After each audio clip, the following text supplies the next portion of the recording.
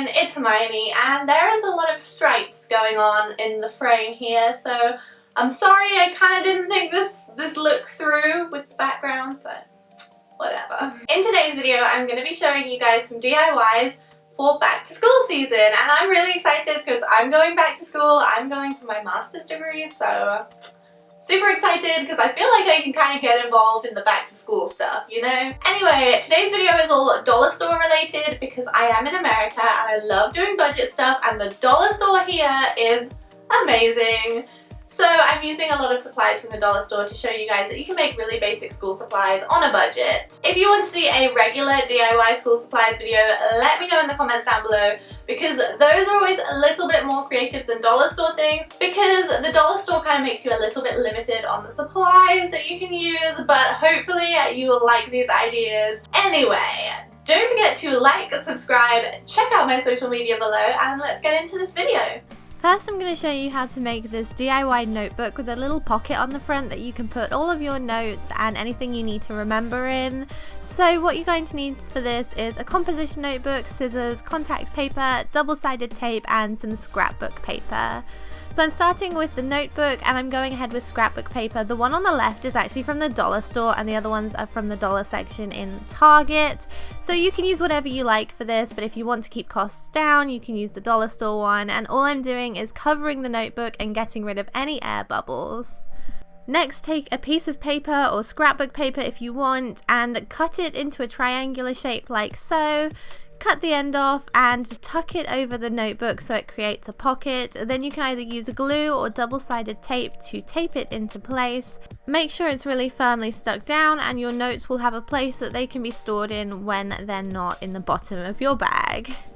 Next, I'm going to show you how I made page dividers for my folder using just scrapbook paper, and you can use any kind of paper you want for this, but I have scrapbook paper lying around. So that's what I'm doing for this DIY, and you will need a ruler, pencil, scissors, a hole punch, printer paper, and scrapbook paper. So what I'm doing is taking my printer paper as a guide and leaving a little bit of space down the sides. This will become my tabs. I'm cutting around the printer paper, leaving that side area. And then once I've done that, I'm using that piece of scrapbook paper to cut out another 3 pieces of scrapbook paper in the same size.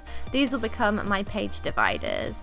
I'm then using a ruler to measure that original piece of paper height-wise and dividing that by 4 because I'm making 4 file folder dividers. You can do 5 or however many subjects you have. And then using that number, I'm creating 4 tabs on the sides of these pieces of paper, which are the height of the number we just created, and I'm doing 1 below each one, as you can see. And if you need that piece of original printer paper to help you as a guide, you can use that too. I'm so bad at explaining, but I hope you can understand by looking at what I was doing there. And then all I'm doing is taking my pencil, marking the holes on my binder, and then using a single hole punch to punch the holes in place.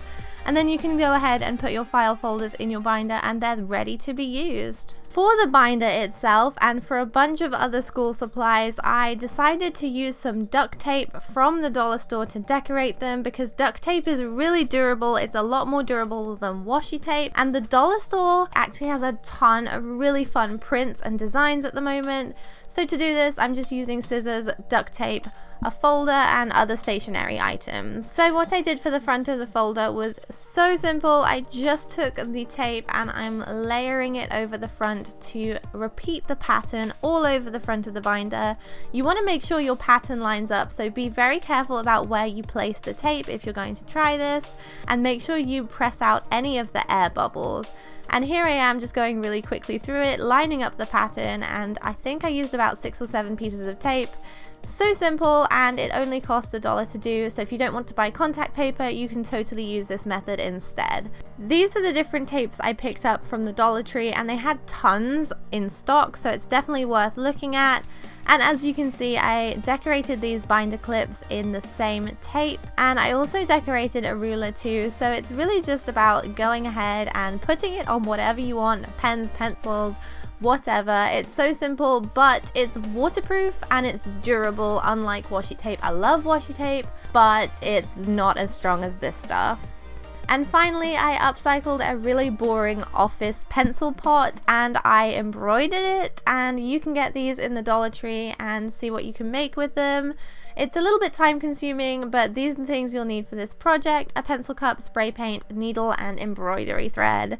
So to get started, I took the pencil cup, which was black, and I spray painted it blue, and here are the embroidery threads I'm using.